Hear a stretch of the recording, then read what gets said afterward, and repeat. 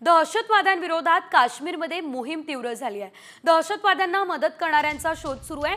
तर एसआयचे जम्मू आणि काश्मीरमध्ये 6 ठिकाणी छापे सुद्धा पडले आहेत। दहशतवाद्यांना मदत करणाऱ्यांची आता खैर नाही आहे। काश्मीरमध्ये एसआयने छापेमारी केली आहे आणि त्यानंतर ही मोहीम जी आहे ती आता आणखी गडद झाली असल्याचं बघायला मिळत आहे।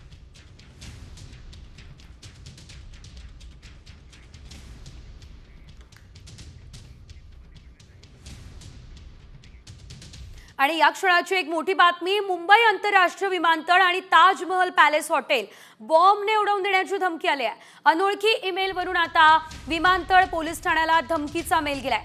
मुंबई आंतरराष्ट्रीय विमानतळ आणि ताजमहल पॅलेस हॉटेल पाईप बॉम्बने उडवून देण्याची धमकी दिली आहे। संसदेवरील हल्ल्याप्रकरणी फाशी झालेला दहशतवादी अफजल गुरु आणि सावक्कू शंकर यांना अन्यायकारकरित्या फाशी दिली असा दावा या मेलमध्ये आहे। धमकी येताच यंत्रणा सतर्क झालेली आहे आणि धमकीचा मेल पाठवणाऱ्या विरोधात गुन्हा दाखल झालेला आहे। या संदर्भात अधिकची अपडेट घेऊयात आमच्या प्रतिनिधी रुपाली वडवे यांच्याकडून। त्या आपल्यासोबत लाईव्ह जोडल्या गेलेल्या आहेत। रुपाली, आपण बघतोय एअरपोर्ट आणि ताज हॉटेल 26/11चा हल्ला जिथे झालेला होता तेच ताज हॉटेल पुन्हा एकदा मुंबईमध्ये खरं तर चिंतेचं वातावरण दिसतंय। काय अपडेट या मेल संदर्भात?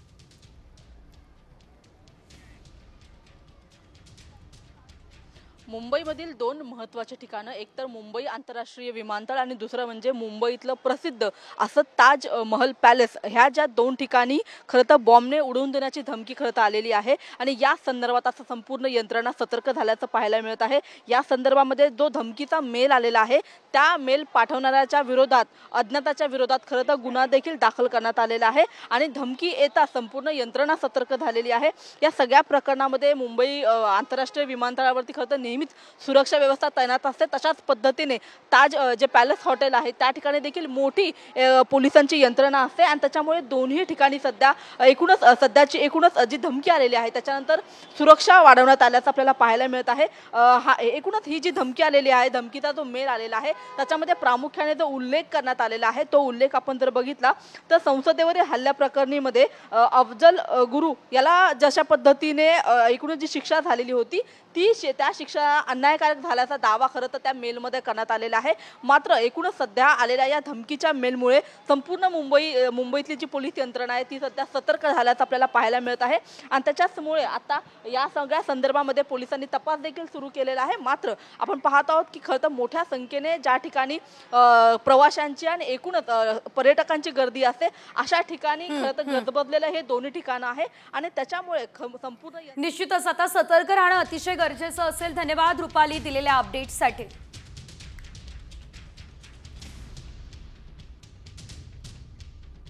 आणि आता एक मोठी बातमी आयसिसच्या दहशतवाद्यांबाबत आहे। एनआयएनं आयसिस मॉड्यूल प्रकरणी फरार अब्दुल्ला फैयाज शेख उर्फ डायपरवाला आणि तलाल याकत खान या दहशतवाद्यांना अटक केली आहे। मुंबई एअरपोर्टवरून त्यांना अटक झाली आहे। 2023 मध्ये पुण्याच्या कोंढवा भागात आयडी बनवून त्यांची चाचणी केल्याप्रकरणी अटक झाली आहे। इंडोनेशियाच्या जकार्तावरून ते मुंबईमध्ये दाखल होताच त्यांना ताब्यात घेतले। या दोघांवरती प्रत्येकी 3 लाखांचं बक्षीस सुद्धा जाहीर करण्यात आलेलं होतं। मात्र आता एनआयएनंच या दोघांनाही अटक केली आहे।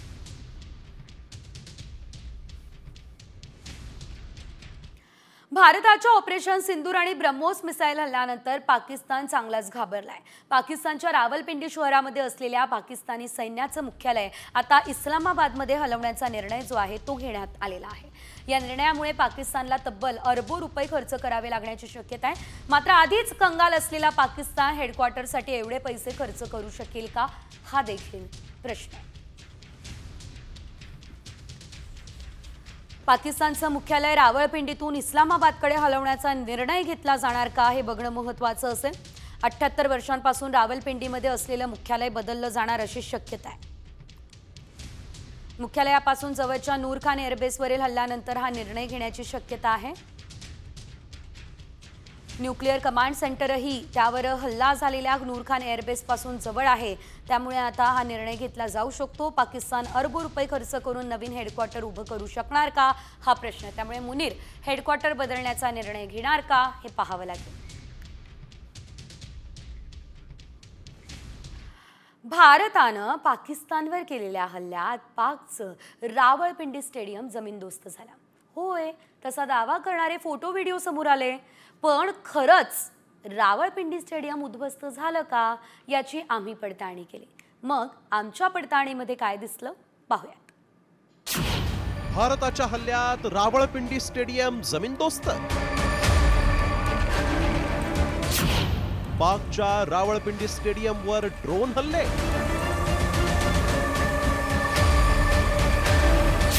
काय आहे व्हायरल व्हिडिओ मागचं सत्य? रावळपिंडी स्टेडियम भारताच्या हल्ल्यात जमीनदोस्त झाल्याचा दावा करण्यात आलाय. अख्खं स्टेडियम बघा कसं दिसतंय. फक्त आणि फक्त इथं उद्ध्वस्त झालेलं स्टेडियम दिसतंय. या स्टेडियमची बिल्डिंग पार खचून गेली आहे. इतका भयानक हल्ला करण्यात आल्याचा दावा इथं करण्यात आलेला आहे. रावळपिंडी स्टेडियमवर भारतानं ड्रोन हल्ले केले होते. मात्र एवढं नुकसान झालंय का हे समोर आलं नव्हतं. आता हा फोटो जारी करून रावळपिंडी स्टेडियमचं नुकसान झाल्याचा दावा करण्यात आलाय. त्यामुळे खरंच असं झालंय का याची आम्ही पडताळणी सुरू केली. त्याआधी मेसेजमध्ये काय दावा करण्यात आलाय पाहूया. भारतानं पाकिस्तानवर केलेल्या हल्ल्यात रावळपिंडी स्टेडियम उद्ध्वस्त झालं. स्टेडियम आता लवकर उभारणं शक्यच नाही, एवढं नुकसान करण्यात आलंय. हा मेसेज आणि यासोबत फोटोही व्हायरल केले जात आहेत. मुंबईतील 26/11चा हल्ला होण्याआधी याच मैदानात भारत विरुद्ध पाकिस्तान अशा बऱ्याच वेळा मॅच झाल्या. आपल्याला देखील त्या मॅच आठवत असतील. मात्र हेच मैदान आता खंडर झालंय असा दावा करणारा फोटो व्हायरल झालाय. त्यामुळे आम्ही या फोटोची सत्यता पडताळून पाहिली आणि रावळपिंडीबाबत माहिती मिळवली. त्यावेळेस काय सत्य समोर आलं पाहूया. 8 मे रोजी भारतानं रावळपिंडी स्टेडियमवर हल्ला केला. रावळपिंडी स्टेडियमला थोडंसं नुकसान झालं. रावळपिंडी स्टेडियम संपूर्णपणे उद्ध्वस्त झालेलं नाही. व्हायरल फोटो AI च्या माध्यमातून बनवला. फोटोत दिसतंय तेवढं स्टेडियमचं नुकसान नाही. भारत पाकिस्तान तणावादरम्यान असे अनेक फोटो व्हिडिओ व्हायरल केले जात आहेत. त्यात काही खरेही आहेत तर काही जण पाकिस्तानच्या नावानं हे फोटो व्हायरल करतायत. भारतानं फक्त दहशतवादी अड्डे उद्ध्वस्त केले. यावेळी रावळपिंडी स्टेडियमवरही हल्ला केला. मात्र रावळपिंडी स्टेडियम पूर्ण उद्ध्वस्त झालं हा दावा आमच्या पडताळणीत असत्य ठरला. ब्युरो रिपोर्ट, साम टीव्ही मराठी. आणि यानंतर बातमी मोठी आहे. ध्रुव राठी यांच्या पाकिस्तान विरोधी वक्तव्यानंतर आता पाकिस्तानमध्ये संताप व्यक्त केला जातोय. बायकॉट ध्रुव राठी आणि युट्यूब बंदीची मागणी जी आहे ती आता सध्या केली जात असल्याचं आपण बघतोय. तर पाकिस्तानी नागरिकांनी ही मागणी केली आहे. ध्रुव राठीने आता त्याच्या एका व्हिडिओमध्ये पाकिस्तानला दहशतवादी देश आणि विश्वासार्ह नाही असं म्हटलं. त्यामुळे पाकिस्तानमध्ये प्रचंड संताप आहे. राठी पाकिस्तानवर बिनबुडाचे आरोप करतोय असा पाकिस्तानी नागरिकांचा आरोप आहे. तर पाकिस्तान टेलिकम्युनिकेशन ऑथॉरिटीकडे राठीचं चॅनल बंद करण्याची मागणी सुद्धा करताना दिसतोय. तर ही बातमी मोठी आहे. आपण बघतोय ध्रुव राठीचं चॅनल बंद करावं अशी मागणी सध्या केली जात असल्याचं आपल्याला बघायला मिळतंय.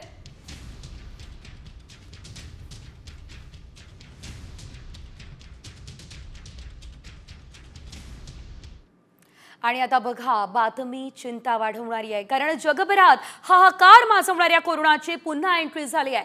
आशियामधील हाँगकाँग आणि सिंगापूर देशामध्ये कोरोनाचे नवीन रुग्ण आढळलेले आहेत. 3 मे पर्यंत या 2 देशांमध्ये 31 पॉझिटिव्ह रुग्णांची नोंद झाली आहे.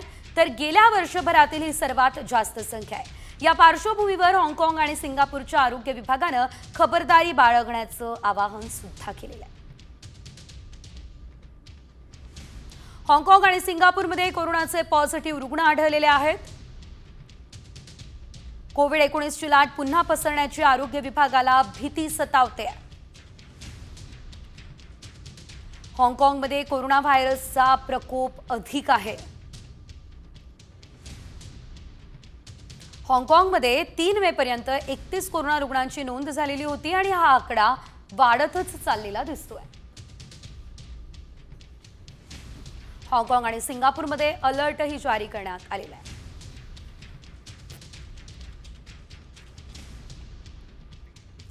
आणि यानंतरची बातमी राज्याच्या राजकारणातून. ईडीकडून अटक होण्याआधी मित्रपरिवाराला त्रास दिला जात होता हा दावा राऊतांचा आहे। फेब्रुवारी 2022 मध्ये संजय राऊतांचे निकटवर्तीय प्रवीण राऊत आणि सुजित पाटकर यांच्या घरावरती ईडीने छापे टाकले। त्यानंतर राऊतांनी थेट गृहमंत्री शहांना फोन लावला असं म्हटलं। त्यांनी हवं तर थेट आपल्याला अटक करा, मात्र निकटवर्तीयांना कुटुंबाला का त्रास देता हा सवाल केल्याचाही दावा केलेला आहे। त्यांना फोन केला रात्री 11 वाजता। गृहमंत्री आहेत, माझ्या जवळ अनेक लोक बसले होते। म्हणजे नका त्यांना फोन, म्हणजे का नाही फोन करायचा? त्यांना सांगतोय चुकीचं करताय तुम्ही, तुमची जी यंत्रणा आहे ती चुकीची है। आप एक जिम्मेदार मंत्री हो, नेता हो। ये जो चल रहा है मेरे बारे में, उस बारे में मुझे आपसे कुछ कहना नहीं है। आपकी जो टीम है ईडी की, उसको मेरे पास भेज दीजिए। अगर मुझे अरेस्ट करना है तो आप मुझे अरेस्ट कर दीजिए, मुझे गिरफ्तार कर दीजिए, मुझे कोई, लेकिन ये नौटंकी बंद कर दीजिए। आणि मी फोन ठेवून दिला। तर अनेकांना बरेच व्यसन असतात, तसं राजकारण म्हणजे एक आवड आणि एक व्यसन आहे असं कोण म्हणतंय? उपमुख्यमंत्री अजित पवार। विविध व्यसनांची त्यांनी नक्कलही केली आणि इंदापूरमध्ये छत्रपती सहकारी साखर कारखान्याच्या निवडणूक प्रचाराच्या सभेत अजित दादांची तुफान फटकेबाजी बघायला मिळाली।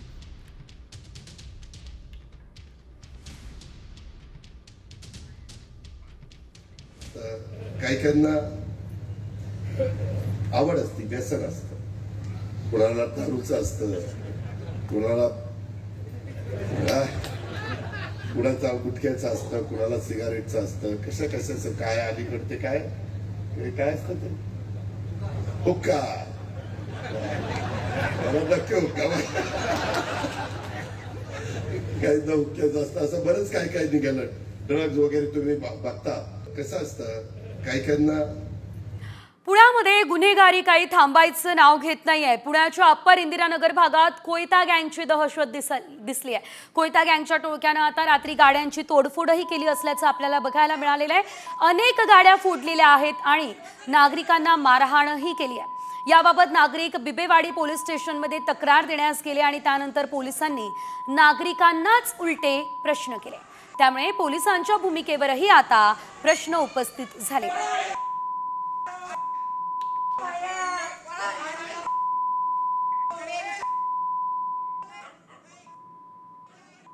आमची लहान लहान पोरं खेळत होती, त्याने दगडफेक केली, कोयते होते हातात, कुऱ्हाटे होते त्याच्या हातात आणि मारमारी करत होते। आम्ही बाया त्यांच्या पाठीमागे पळत होतो आणि व्हिडिओ काढला तर पोलीस म्हणले तुम्ही व्हिडिओ ह्याला त्याला कशाला पाठवता, चौकी देऊन आम्हाला फक्त दाखवायचे होते। त्याच्यामुळे ते आम्ही म्हणले की आम्ही ह्याला नाही पाठवले, ते म्हणले तुमच्यावर कारवाई होईल। आम्ही म्हणलं कसं काय कारवाई होईल, आमच्या गाड्या पडल्या, आमच्या लेकरांना दगडी मारहाण केली आणि त्याच्यामुळे ते पोलीस म्हणले की तुम्ही चौकी द्या। चौकी देऊन बसलं, पोलीस त्यांनी काहीच केलं नाही।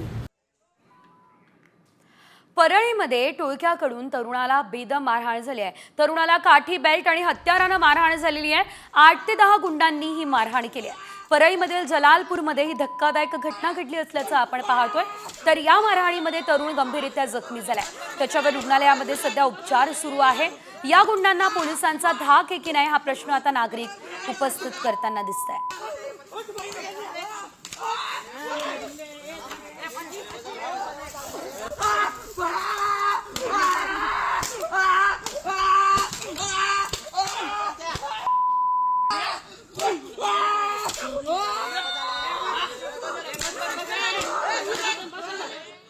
यानंतर इतर काही मोठ्या आणि महत्त्वाच्या बातम्या जाणून घेऊयात वेगवान स्वरूपात झटपट 100 मध्ये। आज राज्यामध्ये वादळी पावसाची शक्यता आहे, त्यामुळे राज्यात येलो अलर्ट देण्यात आला।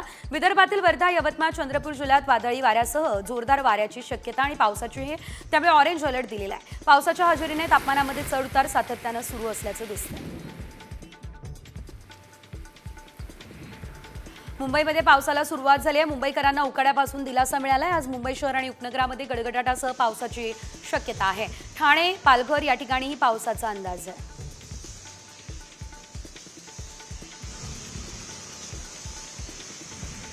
हवामानाच्या अंदाजानुसार काल सकाळपासून बुलढाणा जिल्ह्यामध्ये ढगाळ वातावरण होतं, मात्र सायंकाळच्या सुमारास धाड परिसरामध्ये मुसळधार पाऊस झाला। या पावसानं धाड गावाजवळून वाहणाऱ्या बाणगंगा नदीला पूर आला। या पुरामुळे धामणगाव, श्रीधाड या गावांचा संपर्क तुटला, तर विजेच्या गडगडाटासह आलेल्या या अवकाळी पावसानं नागरिक हैराण झाले। मनमाड शहर आणि परिसरामध्ये सायंकाळी 7:30 वाजेनंतर पुन्हा एकदा अवकाळी पावसानं हजेरी लावली। सकाळपासून कधी कडक ऊन तर मध्येच ढग असा खेळ सुरू होता। असं असताना संध्याकाळी मात्र ढग दाटून आले। अचानक सुरू झालेल्या या पावसामुळे रस्त्यांवरून जाणाऱ्यांची चांगलीच तारांबळ उडाली। जुन्नर तालुक्यातील उंब्रज, काळवाडी, शिवे या परिसरामध्ये मुसळधार पाऊस झालाय। रस्ते पूल पाण्याखाली गेल्यानं नागरिकांचा पाण्यातून धोकादायक प्रवास सुरू दिसलाय। दुसरीकडे आता शेती पाण्याखाली गेली आहे। उन्हाळी पिकांचं मोठं नुकसान झालेलं आहे। अकोल्यात 19 मे पर्यंत पावसाची शक्यता आहे। नागपूरच्या प्रादेशिक हवामान विभागानं पुढील 2 ते 3 दिवस जिल्ह्यामध्ये विजांच्या कडकडाटासह पावसाची शक्यता वर्तवली। सदर स्थितीच्या अनुषंगानं सर्व यंत्रणांनी योग्य ती दक्षता घ्यावी असं आवाहन अकोला जिल्हा प्रशासनानं केलं आहे।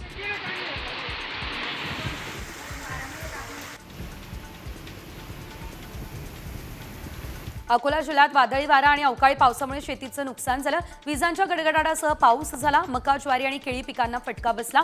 शेतकऱ्यांचं नागरिकांनी काळजी घेण्याचं आवाहन केलं जात आहे।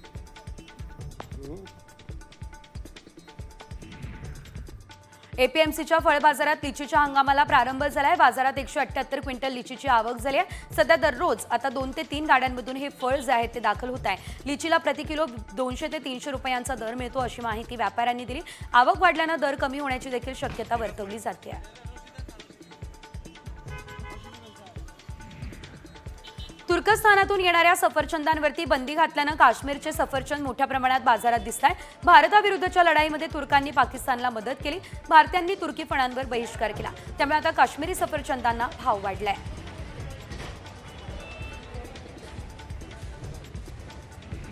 अहिल्यानगरात यंदा खरीपाचं क्षेत्र वाढणार आहे। त्यासाठी जिल्ह्यात 7,71,000 हेक्टर क्षेत्र प्रस्तावित झालेलं आहे। गेल्या वर्षीच्या तुलनेत 20,000 हेक्टर क्षेत्र वाढणार असल्याचा अंदाज कृषी विभागाचा आहे। यामध्ये मका, तूर, कापूस या पिकांचा देखील समावेश असल्याचं दिसतंय।